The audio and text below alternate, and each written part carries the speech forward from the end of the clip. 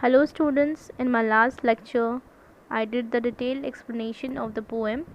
So today we are going to look upon the last part of the poem, which consists of several topics such as the conclusion of the poem, imagery, rhyme scheme, as well as the literary figures used and the keywords. So coming straight to the topic, first I am going to discuss the conclusion of the poem. So this poem, My Mother at 66, is a poem written by the poetess Kamala Das, as you all know it very well. The writer is famous for capturing the complications of relationship between human beings. The poem basically revolves around the beautiful relationship of a poet and her mother. This is one of the best relationship, best bonding, I must say, between a mother and her daughter. Okay. So this poem defies the fear of the poetess of losing her mother in their separation. Okay. She says that her mother is very old, very weak. She has been withered. Okay. And her mother's age is 66. She is a 66 years old lady. The poem shows the theme of the advancing age. Advancing age means the progressing age, the age जो बढ़ रहा है. Okay, the age जो है वो continuously it's growing. Her mother is very old, and the theme of the poem is basically upon the advancing age of the poetess mother. Okay, so advancing age of a poetess mother and the fear of their separation. Okay, fear to lose her mother. The poet is very fearful to lose her mother, that one day or someday her mother will die and she will be very lonely. Okay, the poetess will be very lonely. This is apparently a short poem which touches upon the concept of a beautiful and a deep bond. Okay, it basically shows a deep bond and a beautiful bond as well. It shows how beautiful a relationship a mother and a daughter share in our society.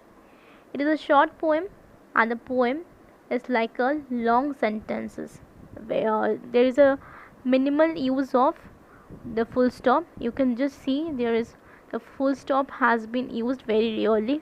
Okay, so it's a kind of a long sentence and with an overflowing thought process. And the poet uses a device of comparison and contrast and simile and as well as repetition. Okay, so I will be just giving you the examples. What are the contrast, what are the comparison, and what are the similes that had been used in this poem. Okay, so there are several literary devices or the literary figures, figure of speech you also can say, we come across in the poem. As I will proceed, all those literary terms will be appearing right there on your screen, one after the another. So first one is the simile. Used in a line, just follow the lines from the poem. Her face ashen like that of a corpse.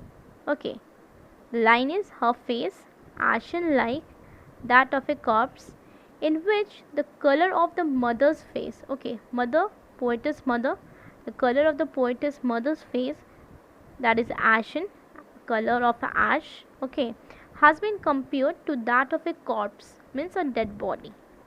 So this is acting as a simile. This line, this phrase is acting as a simile. Okay, another example of a simile we can find in the poem. It is also a phrase, as a late winter's moon. The phrase as a late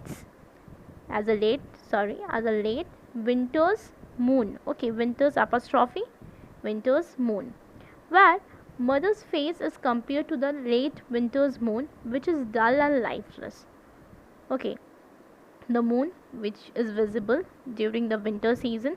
Okay, the moon which we can see in the winter, the moon obviously look like very dull, and similarly the poetess mother face is also looking at very dull and lifeless like the winter's moon. Okay, so These are the two similes used in the poem. First one is her face ashen like that of a corpse, and second one is as a late winter's moon. Along with the literary terms, the poetess had used repetition in the poem. So, what are the repetitions used in the poem?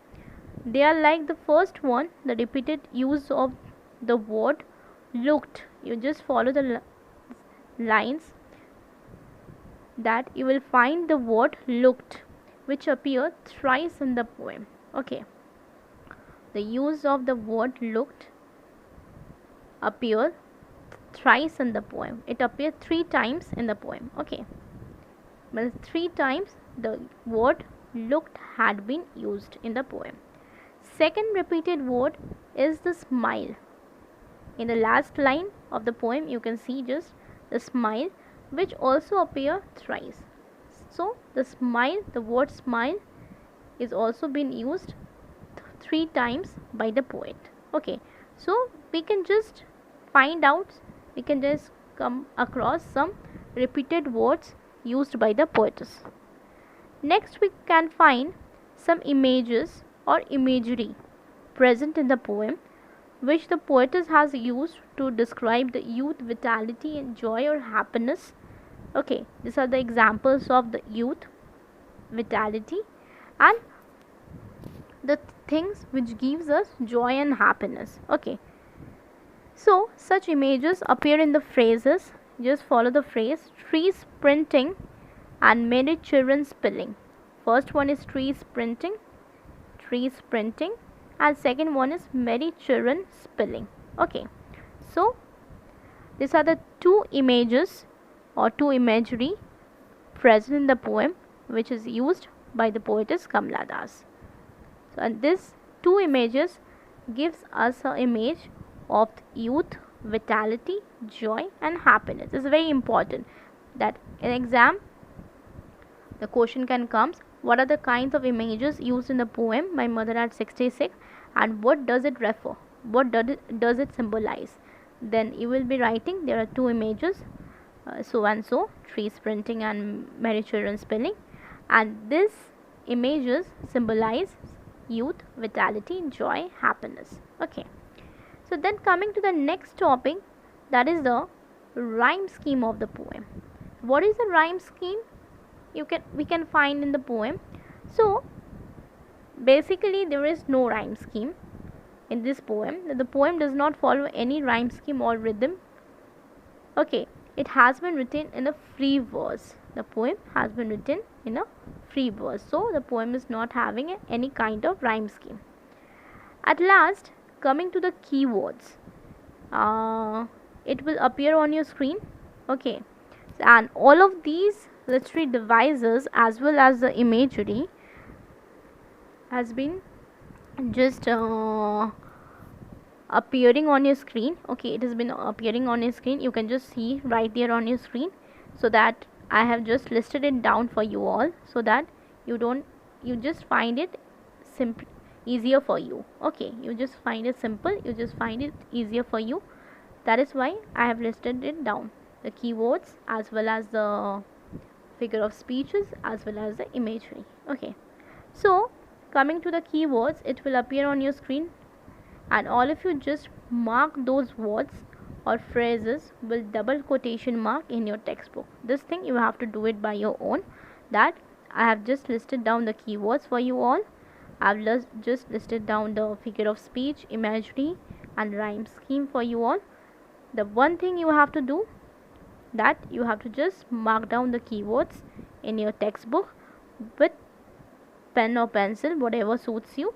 Okay, with the help of using the double quotation mark. Okay, so students, by this we come to the end of this short poem. The poem is quite short, so we don't need any further part from this poem.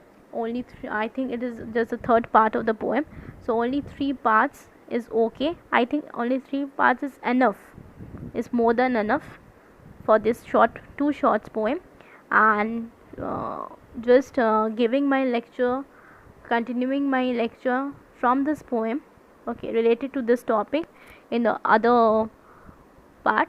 I think it will not be right, and I think 3 parts, 3 lectures from this poem is more than enough for you all, as I already had covered each and every field topics had been discussed with you all till now. And just go through all these lectures attentively, as we had just come to the end of this poem, as it is a very short poem, though it is having a very deep inner meaning. It's just full of sympathy. Okay, the poem is very full, very sympathetic poem. It's full of sympathy. Okay, it's there are very emotions used in this poem. We can see various types of emotions a mother and a daughter is sharing. Okay, we can also see the pain of separation. Okay, the loneliness of a daughter, and what what are the thoughts coming to her mind. Okay, we can also, the poet has also given a focus, given a view of that to the readers. Okay, so that we can see many things in this short poem. Though the poem is very short, then also it is having a strong message within it. Okay, and along with that, it is full of emotions, it is full of feelings. A mother and especially in a very special bond, a mother and a daughter, a bond of a mother and a daughter, and which is very beautiful and a very special bond. And the emotions, the feelings, the sympathy which is connected, and along with that, how a mother is connected with her daughter, and how the daughter is connected with her mother, it has been shown in this poem. So just go through these lectures. Only I have done only the 3 parts.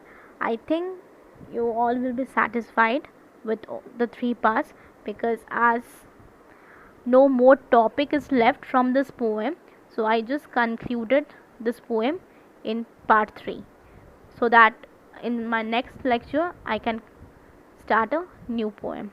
Okay, so I just hope you all understood, and I just hoping that you all are watching my lectures, you all are understanding well. If there is any kind of issues with my lecture, that you are not, some points or some topics you are not able to understand, do let me know. I will just figure it out, I will just clear it out. Okay, whatever is possible from my side, I will do for you all. Don't worry for that. So as I told you, I'm just repeating it once again, that in my next lecture, as you all know, that I will be starting a new chapter, new poem rather. I'll be starting a new poem, but after completing it will be a last chapter of the syllabus. I think we had done all total 5 poems till now. Only the last poem is left, and that is the 6th poem. I think it was the 2nd chapter. Okay, so next class, when I will be starting that new poem, I think I'll be needing I will need, so I think 3 to 4, yeah, maximum 5 classes to complete it. I'll just I will just try to complete it as soon as possible, so that after the completion of that poem I can provide you the question answers, because I just explained you each and every chapter. Till now I didn't provide you any kind of question answers, though it is a short, though it is a long. Okay, so after completion of that poem I will be providing you the question answers from each and every poem. Okay, so we'll catch you all in my next virtual class with the introduction of a new poem, as I told you. So keep learning, keep enriching your knowledge, stay tuned, don't forget to subscribe my channel to get the latest updates, share with your friends, and hit the bell icon so that you get notified as soon as I upload my lecture. So hit the bell icon right there. Bye bye, take care.